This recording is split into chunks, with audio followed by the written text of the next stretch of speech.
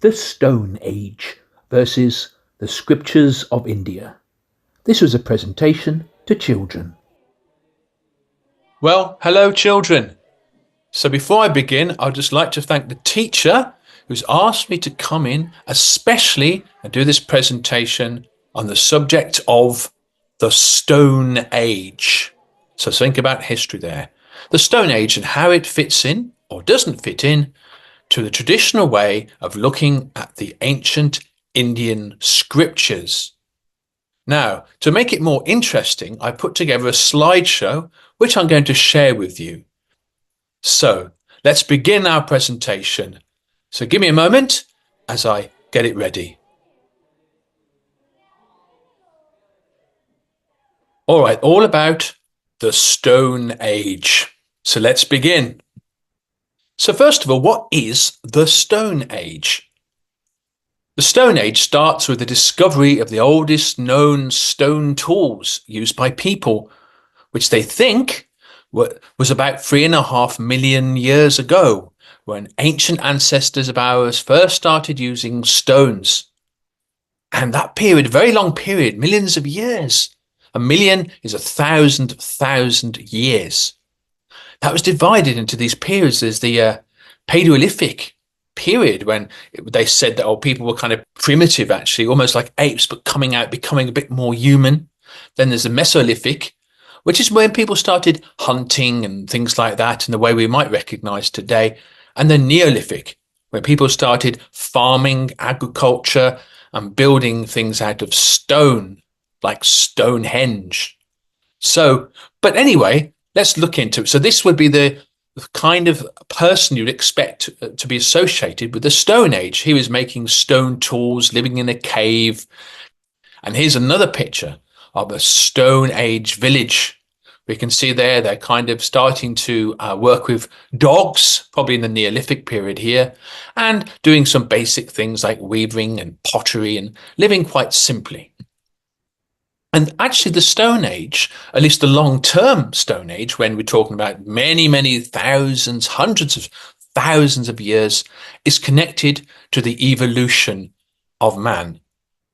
Many people believe that our fathers go back, go back far enough in time that your distant ancestors would actually be more like an ape than we are today, covered in hair. And as time goes by, we become more upright and we lose hair. But however, this is the challenge, because if you look at some of the ancient scriptures of India, like the Puranas, Prabhupada's books, it seems to be quite different, or at least appears to be.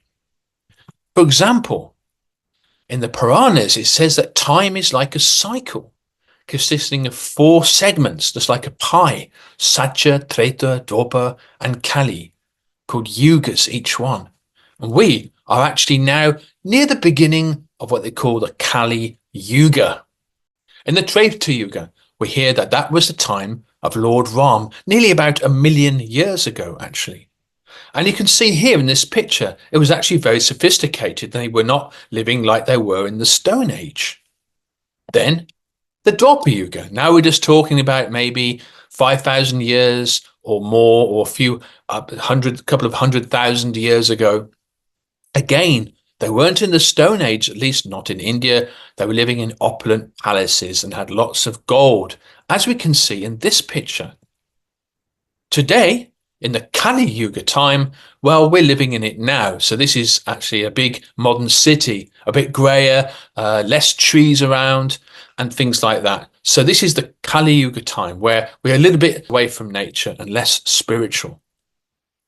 But actually, there is one Yuga cycle, but actually there's others, because at the end of the Kali Yuga, the demigods come and they start the new Yuga cycle and they make things better again. And this goes on and on and on, because that's what cycles do. At the beginning of each cycle, the demigods, the demigoddesses come down and they repopulate the earth, and they put nature back at the center again and put all the different flowers and all the nice things back again. But this is a puzzle, isn't it, children? It's a very, very big puzzle, because how can we make sense of that? What the scriptures are saying and what the scientists are saying about the Stone Age. Well, let's look at different things to consider. Michael Kramer, or Drutakama Das, wrote this one book called Forbidden Archaeology, where it talks about things like modern skeletons or evidence that does not fit into conventional views of evolution or the Stone Age, but actually tries to prove there are actually modern human beings like you and I long, long, long ago, hundreds of thousands, if not millions of years ago, which fits the scriptures version, not the version of evolution. You see, at the end of the day, we have a bias. We have our egos, we have our experiential self, we have our limitations, we have our motives, and ultimately we see what we want to see. If we're looking for something, we concentrate on what we're looking for, and we throw away things that we're not looking for. So is that true science? And how much of the earth has been properly dug up and explored by archaeologists? Less than 1,000th of 1%. So 1% is like something divided by 100, and then you divide that by another 1,000, and that is the tiny, tiny fragment of how much has actually been properly explored. Here's another example. The buildings even that we build today don't last forever. You know, with earthquakes and floods and all kinds of things can happen. You know, nothing lasts forever. Obviously, nothing lasts forever. But sometimes the buildings we build are actually surprisingly fragile, like this building here. Things don't last forever. You know, it doesn't take that long. And this is a bridge that was actually only made of concrete, but only built there about 15 years ago. And already you can see that it's deteriorating. That's concrete for you. So what if all the humans disappeared one day? You woke up one morning, well, you're human as well, so there'll be one of you, but you're walking around and all the humans just vanished. What would happen? Well, ladies and gentlemen, after 30 years, 30 years is not long. It may be sound long to a child, but actually 30 years is not long at all. All the buildings would start to collapse. They wouldn't be maintained. No one would be there to look after them. And moss and trees would start to grow back into the cities, and the old skyscrapers and everything would just gradually start to crack up and fall apart. After 100 years, most of the buildings are just nothing more than a pile of rubble. And after 10,000 years, it will be difficult to tell if man was ever walked the earth, without, of course, really looking for it. If you just beam down from another planet after 10,000 years of there being no humans around, you walk around, you might see some rocks, but if you weren't an archaeologist, if you weren't an expert or scientist, you might be thinking, oh, I don't see any buildings, because things crumble away. In other words, there may have been these great cities like I mentioned in the scriptures, but they simply haven't survived to be seen today.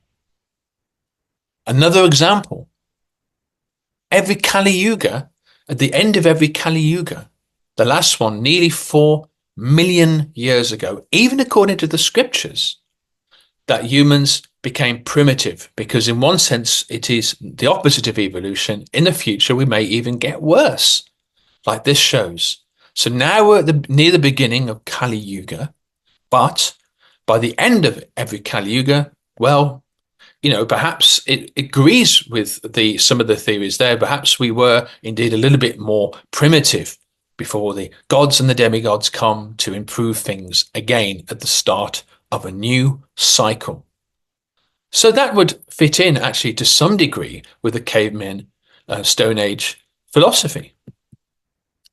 Here's something else.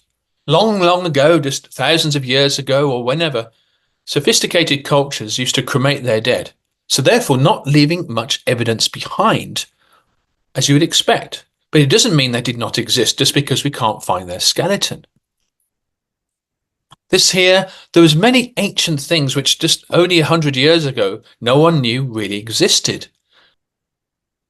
This is the city of Mohenjo-daro in present-day Pakistan, but was part of the Indus Valley civilization that some people call the Harappan. But actually the brickwork and the evidence and everything like that shows they were very sophisticated. But this is thousands of years old. Here's something called Göbekli Tepe, I think it was, in southern Turkey, the country of Turkey, between the Middle East and Europe.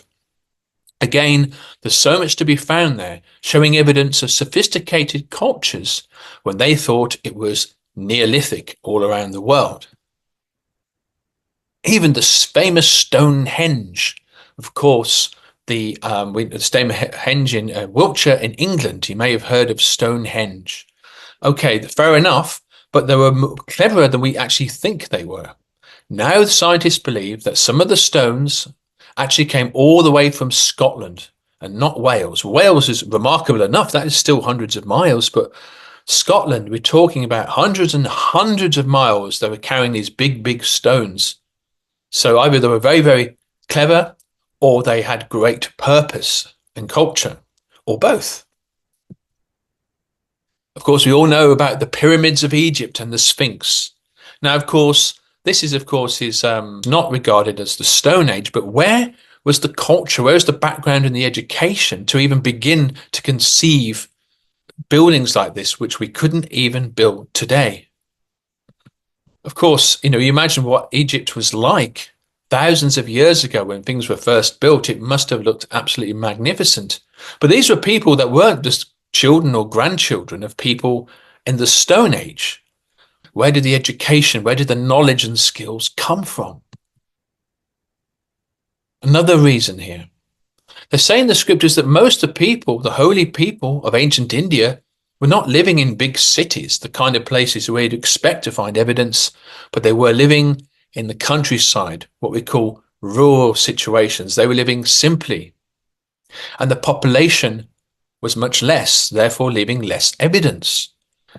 In contrast, today, we're leaving so much evidence for the future, so much cars and pollution and people everywhere in big cities.